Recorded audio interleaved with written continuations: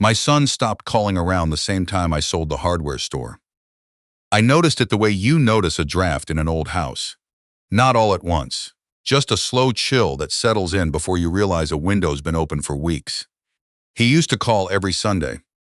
Then it became every other Sunday.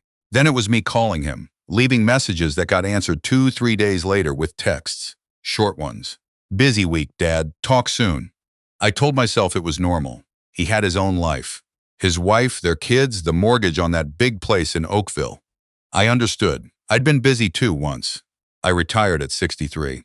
41 years running a hardware store on King Street in Guelph. The same one my father opened in 1971. The same one I swept floors in as a boy. The same one I eventually bought from his estate and ran until my knees started complaining louder than the customers. When I sold it to a young couple from Hamilton, I walked out with a little over $680,000 after taxes and fees. Not a fortune by anyone's measure, but enough. More than enough for one man living alone in a paid-off bungalow on the edge of town. I didn't tell my son the number. I mentioned it was a decent sale and left it at that. Looking back, I think that was the beginning of his calculations. His name is Ryan. He's 41, works in commercial real estate in Toronto, and has always had a talent for knowing the value of things. Properties, investments, opportunities. He got that from me, actually. Or at least I used to think so. When he was a teenager, he'd price things at garage sales before I did, and he was usually right. It made me proud. The kind of proud where you think you've given your child something useful, a sharpness for the real world. I don't know exactly when that sharpness turned inward toward me. After I retired, I had more time than I knew what to do with. I started walking the trail along the river every morning. I joined a woodworking class at the community center on Tuesdays. I had lunch with my friend Arthur every couple of weeks at the same diner we'd been going to since our kids were in school. Arthur had retired from teaching 2 years before me, and we had a routine: bad coffee, decent pie, and the kind of conversation that doesn't need to go anywhere. It was a quiet life. I liked it. Ryan and his wife, I'll call her Vanessa because that suits her, would visit maybe once a month. They'd bring the grandkids, which I loved, genuinely loved. But I started noticing things about those visits. How Vanessa would find reasons to look around the house. Subtle, the way she'd wander into the back hallway or linger in the doorway of the spare room. How Ryan would steer conversations toward my plans, not in a caring way, in an assessing way. You ever think about downsizing, Dad? This place is a lot to keep up. You still managing everything okay? Bills, all that? What's your financial advisor say about your RRIF withdrawals? That last one surprised me. I hadn't mentioned my RRIF to him. I hadn't told him much about my finances at all since the sale. But the question told me he'd been thinking about it. I answered vaguely. I'd gotten good at that. The first time I felt something was genuinely wrong was a Tuesday in November. Arthur and I had just finished lunch and were putting our coats on when he said, "You hearing anything from Ryan lately?" I told him it had been quiet. A few texts. Arthur looked at me over the top of his glasses the way he used to look at students who hadn't done their reading. "I ran into him last week," he said, "at the RBC branch on Stone Road. He was talking to someone in the financial services area. Didn't see me. I didn't say anything. I paid the bill and drove home. That night I sat at my kitchen table with a cup of tea and thought about it properly. Ryan lived in Toronto. He banked in Toronto. There was no practical reason for him to be at a branch in Guelph unless he was dealing with something local, something that involved me. I didn't want to believe what I was starting to think. This was my son. I'd coached his baseball teams. I'd co-signed his first car loan. I'd stood beside him at his wedding and meant every word I said about being proud of the man he'd become. But I also knew what happened to people who ignored the obvious because they loved someone too much to look clearly. I called my lawyer the next morning. Her name is Sandra. She's been my family's lawyer for over 20 years, handled everything from my father's estate to the sale of the store. I explained what I'd observed, not dramatically, just the facts. The questions Ryan had been asking. Arthur seeing him at my bank branch. The way visits had started to feel like appraisals. Sandra listened without interrupting, which is one of the things I've always appreciated about her. When I finished, she was quiet for a moment. Then she said, "Do you have a power of attorney in place?" I did, an old one. Ryan was named as my attorney for property and personal care, drawn up years ago when it seemed like the natural and loving thing to do. "That's what I'd want to look at," she said. "Can you come in Thursday?" Thursday, I went. We spent 2 hours going through everything. My will, the POA, my accounts, my property. Sandra explained, carefully, without alarm, that under the current documents, Ryan had significant authority, not just if I became incapacitated, but in certain circumstances that could be interpreted more broadly than I'd understood when I signed them. I asked her what she'd recommend. She said, "I'd recommend we update everything, and I'd recommend you do it before anyone else decides to act on what's currently there." I signed new documents that day. Revised will, updated POA naming Sandra's firm as a professional trustee, and a letter of wishes that was clear, detailed, and witnessed properly. I also opened a separate account at a different financial institution and moved a portion of my assets there. Sandra also mentioned something I hadn't considered. If Ryan was planning to apply for guardianship or challenge my capacity, having a recent cognitive assessment on file would be the cleanest way to shut that down. She referred me to a geriatric assessment clinic at Guelph General. I had the assessment done the following week. Came out fine. The results went into my file. I felt oddly calm after all of it. Not relieved exactly. More like I'd finally closed a door I hadn't realized I'd been leaving open. Ryan called me on a Wednesday evening about 3 weeks later. That in itself was unusual enough to notice. "Hey, Dad, I was thinking of bringing the kids up this weekend. Would that work?" I said it would. He arrived on Saturday afternoon with Vanessa and both grandchildren. The kids ran straight to the backyard, same as always, and for a while it felt like a normal visit. I made sandwiches. Vanessa helped herself to coffee without asking, same as always. Ryan and I sat at the kitchen table while she took the kids outside. After a few minutes of small talk, he said, "Dad, I've been thinking about your situation." "What situation is that?" "Just, you're on your own here.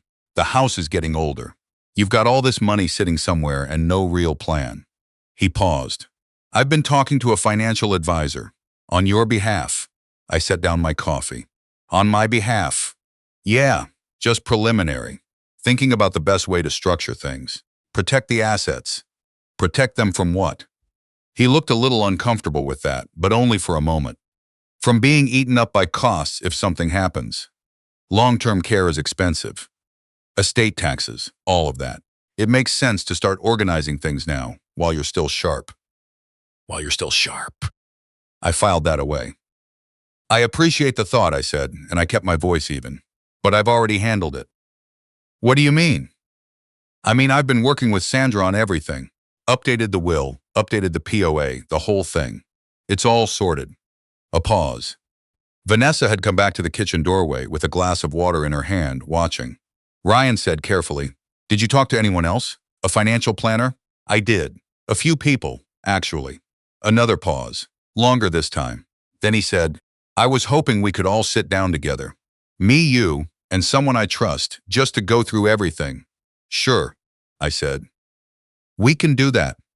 Set something up through Sandra's office and we'll schedule it." That was the end of that conversation. The visit ended early. The kids didn't finish their sandwiches. Vanessa hugged me goodbye with the warmth of someone going through emotion, and Ryan hugged me too, though it felt different than it used to. When they pulled out of the driveway, I stood at the kitchen window for a while watching the street. Arthur came over that evening. He brought a 6-pack and we sat on the back porch. "How'd it go?" he asked. "They're planning something," I said. He mentioned sitting down with someone he trusts. Advisor or lawyer, probably. Arthur was quiet for a moment. "You covered yourself? Sandra handled everything. It's airtight." He nodded slowly. "Good." He took a sip of his beer and looked out at the yard. "You know what gets me? He's got a good job, a nice house. His kids are healthy. He's not struggling." "No," I said. "He's not. So why?" I didn't have a clean answer for that. The best I could come up with was that some people don't want what they've earned. They want what they see. Ryan had always known the value of things. He just hadn't learned that some things belong to other people. The call came on a Thursday afternoon in December. Ryan said he wanted to get ahead of things before Christmas.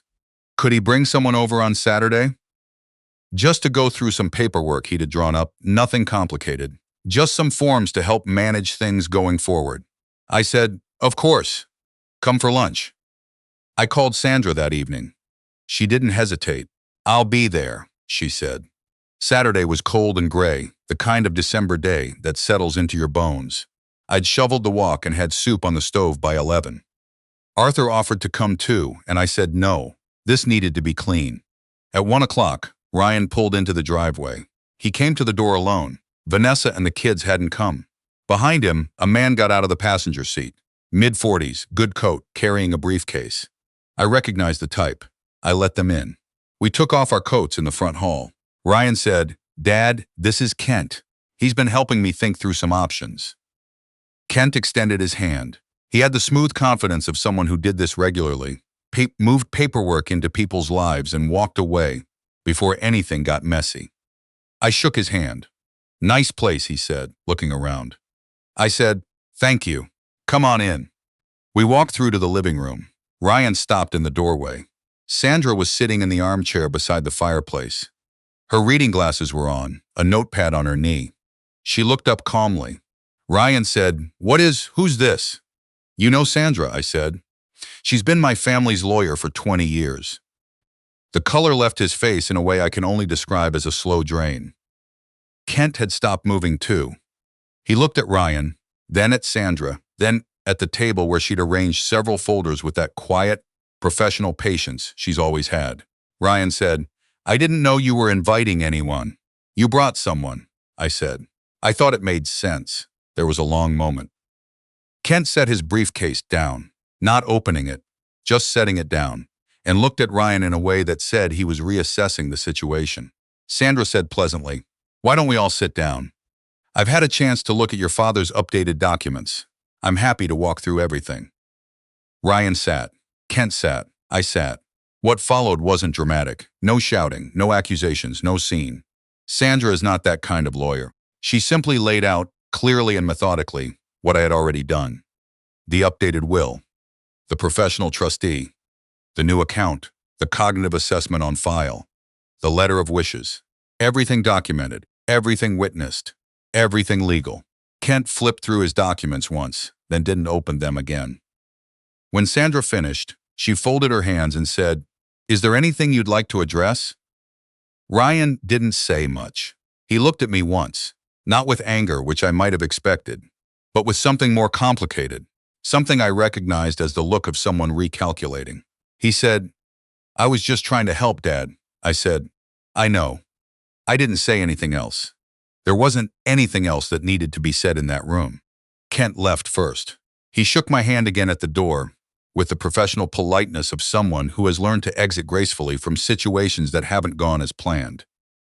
I never saw him again. Ryan stayed a few minutes longer. Sandra gave us the room. We sat at the kitchen table. I made tea. Outside, the snow that had been threatening all day had started to come down, soft and steady. Ryan wrapped his hands around his mug and didn't say anything for a while. I didn't push. Finally, he said, "The store sold for more than I thought." "It did all right," I said. With long-term care costs, the estate, I thought if we didn't plan properly." Ryan. I waited until he looked up. "I've planned. Properly. With people who are paid to think about nothing else." He nodded slowly. "And if something happens to me," I said, "there will be something for you. For the kids. I haven't written you out. That's not what this is." He didn't say anything to that. "But I'm 64 years old," I said. "I walk 5 kilometers every morning. I passed every test they put in front of me at the clinic. I have my father's house, my own money, and the sense God gave me. I'm not someone's problem to manage yet, and I don't intend to be for a long time." He looked out the window at the snow for a while. "I'm sorry, Dad," he said eventually. And I think he meant it. Not all of it. I'm not naive. But some of it. "I know," I said again. We drank our tea. The snow came down. After a while, he called Vanessa and told her he'd be heading home soon. And she said something that made him go quiet and look at the table. I didn't ask what it was. I had my guesses. He left around 4. At the door he hugged me, and this time it felt more like him. Sandra called Sunday morning to check in. "How are you feeling?" she asked. I thought about it honestly. "Tired," I said. "But okay, better than okay." "Good." A pause. "For what it's worth, I've seen this more times than I care to count. Parents who sign over authority to children who love them but don't always trust them. It doesn't make him a bad person. It makes him human and scared and probably carrying more debt than you know." "That's generous," I said. "Maybe. But you handled it the right way. Early. Cleanly. Before anyone got hurt." I stood at the kitchen window for a while after we hung up, looking out at the snow, still lying clean and white across the yard. Everything looked the same as it had before Saturday. The same bungalow, the same maple at the back fence, the same bird feeder I'd put up in October that the chickadees had discovered before I'd even come back inside. I thought about what I'd told Ryan. 64 years old, 5 kilometers every morning. My own house, my own money, my own mind. I'd spent 41 years learning the worth of things. How to price inventory, how to read a contract, when to buy, and when to wait. I knew how to spot a deal, and how to spot the moment a deal stopped being in your favor. I just hadn't expected to need those skills at my own kitchen table, across from my own son. But here's the thing about running a hardware store for 4 decades. You learn that the tools don't care who you are. The level doesn't lie because you want it to. The measure doesn't soften the number because your feelings are involved. I applied the same principle to myself. I looked clearly at what was happening, I measured it honestly, and I made the necessary repairs before the damage got worse. A man came to my door with a briefcase full of papers he wanted me to sign. He sat down across from my lawyer instead. The papers stayed in the briefcase. That's all there is to it. And sometimes that's enough.